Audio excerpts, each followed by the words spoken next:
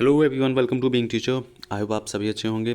बिहार शिक्षक भर्ती से रिलेटेड जितने भी पुराने प्रश्न पत्र हैं, धीरे धीरे सब्जेक्ट वाइज मैं आप लोगों के सामने उनकी वीडियोस लेके आ रहा हूं। और अगर आप और भी चाहते हैं कि आपके सब्जेक्ट के वीडियो आएँ तो अपने सब्जेक्ट नीचे कमेंट बॉक्स में एक बार फिर से कमेंट कर दें। अगर आपको इसकी PDF चाहिए तो टेलीग्राम लिंक से ज्वाइन हो जाइए, लिंक आपको नीचे डिस्क्रिप्शन बॉक्स में मिल जाएगा। तो आज का जो पेपर है वो साइंस से रिलेटेड है। ऐसे ही मैंने सोशल साइंस और हिंदी का जो पेपर है मैंने डिस्कस करके प्लेलिस्ट में डाल दिया है। आप लोग वेबसाइट में जाइए, यूट्यूब पे जाइए और वहाँ पे आपको मिल जाएगा। ओके, तो चलिए स्टार्ट करते हैं। हमारा जो पहला क्वेश्चन है इसमें मैं आपको बता दूं कि इसमें न्यूमेरिकल्स मिलेंगे तो मैं न्यूमेरिकल्स को स्किप कर दूंगा। ठीक है, मतलब जो न्यूमेरिकल्स रहेंगे मैं स्किप कर दूंगा और उन न्यूमेरिकल्स को आप आराम से पढ़ के सॉल्व कर लीजिएगा। मैं उसके आंसर्स आपको जितने भी ग्रीन बॉक्स में ये मिले तो समझ लीजिएगा वही आंसर्स हैं। ओके, तो हमारा पहला और ये मतलब जो आमने सामने के ये दोनों न्यूमेरिकल्स हैं तो इनको हम क्या करते हैं, आप लोग पढ़ लीजिएगा, हम आगे बढ़ते हैं। यहाँ पे ये भी न्यूमेरिकल्स आपको मिल जाएगा। तो हम 44 से स्टार्ट करते हैं। यहाँ पे जो क्वेश्चन है ये है कि एक निश्चित समय के लिए किसी तरल पदार्थ के प्रवाह वेग के विश्लेषण में एक अंतरिक्ष वक्र खींचा जाता है ताकि यह वेग सदिश के लिए हर जगह स्पर्श रेखा हो। इस वक्र को आमतौर पर किस रूप में जाना जाता है? तो धारा रेखा के रूप में जाना जाता है।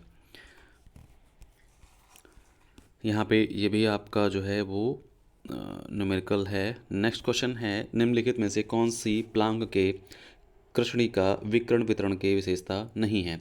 तो जैसे ही तापमान बढ़ता है वक्र का शिखर उच्च तरंग दैर्ध्य की ओर स्थानांतरित हो जाता है। तो यहाँ पे ये विशेषता नहीं है। ठीक है, बाकी ये दोनों विशेषताएं हैं।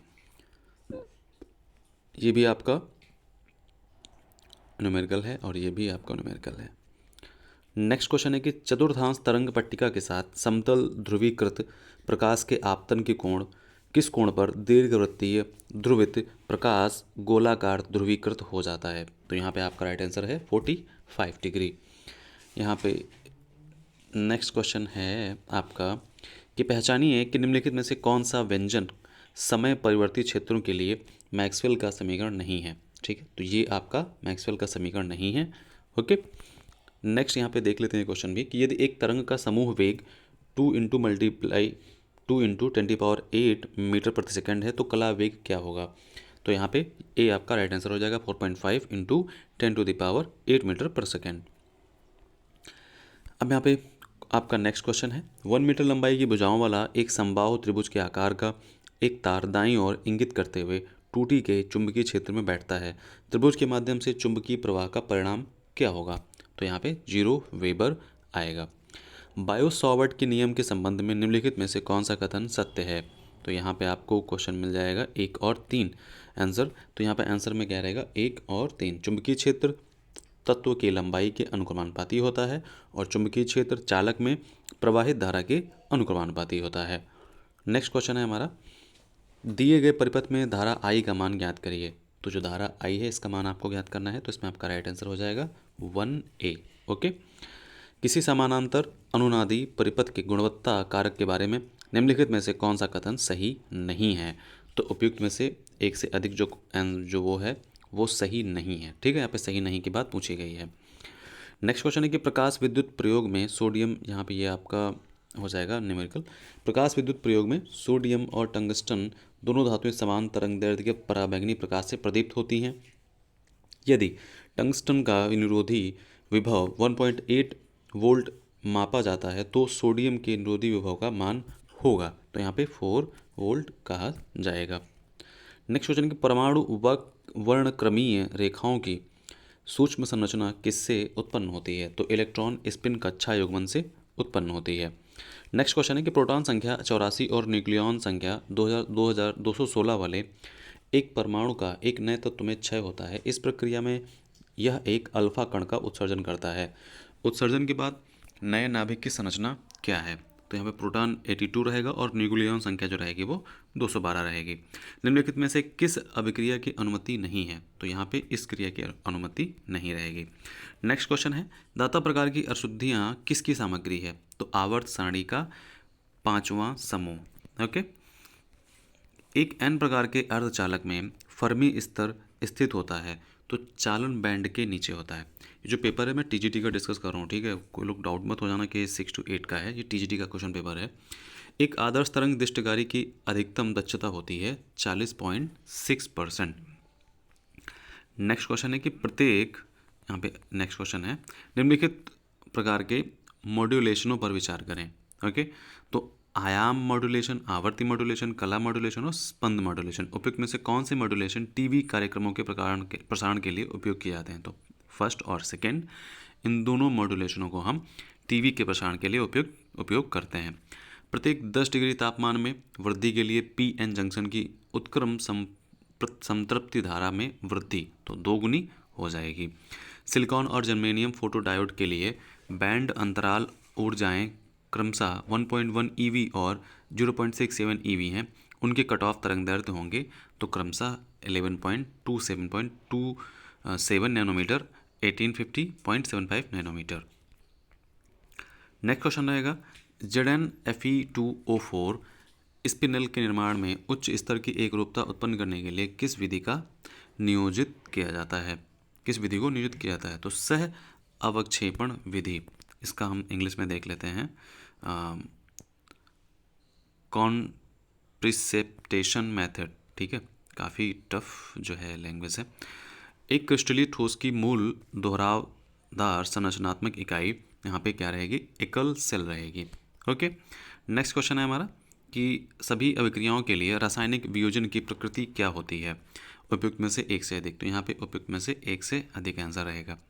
परमाणु नाभिक की त्रिज्या की कोटि होती है 10⁻⁻13 सेंटीमीटर। नेक्स्ट है कि परमाणु कक्षक वह क्षेत्र है जिसमें इलेक्ट्रॉन के पाए जाने की संभावनाएं अधिकतम होती हैं। नेक्स्ट क्वेश्चन है हमारा कि दर समीकरण में जब अभिकारकों की सांद्रता 1 होती है तो दर बराबर होती है विशिष्ट दर स्थिरांक के। नेक्स्ट क्वेश्चन है कि अभिक्रिया 2A + B = A2B में यदि A की सांद्रता दोगुनी कर दी जाए और B की सांद्रता आधी कर दी जाए तो अभिक्रिया की दर दोगुनी बढ़ जाएगी। ओके, नेक्स्ट जो है ये हमारा न्यूमेरिकल है, इसको आप लोग देख लीजिएगा।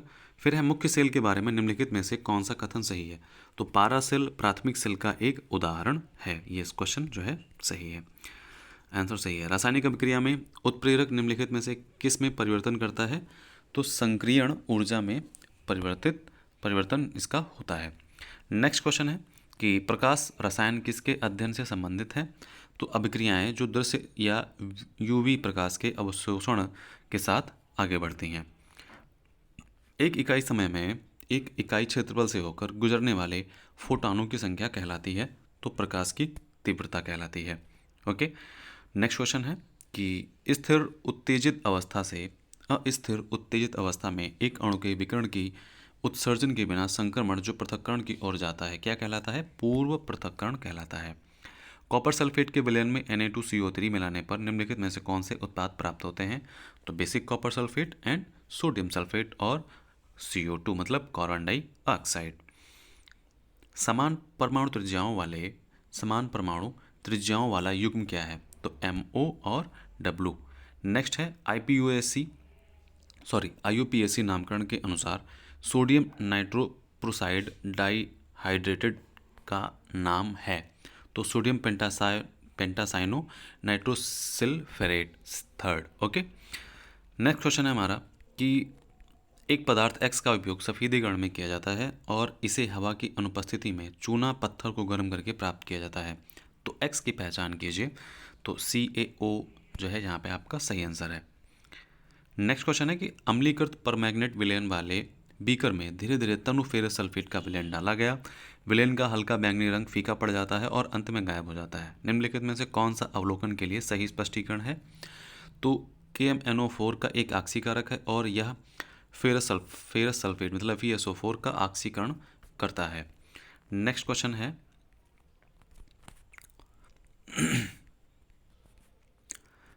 डाइफेनिल मीथेन में एक हाइड्रोजन को क्लोरीन से बदलने पर कितने संरचनात्मक समावयवी संभव हैं? तो यहाँ पे 4 हो जाएंगे। निम्नलिखित में से कौन सा कथन सही है?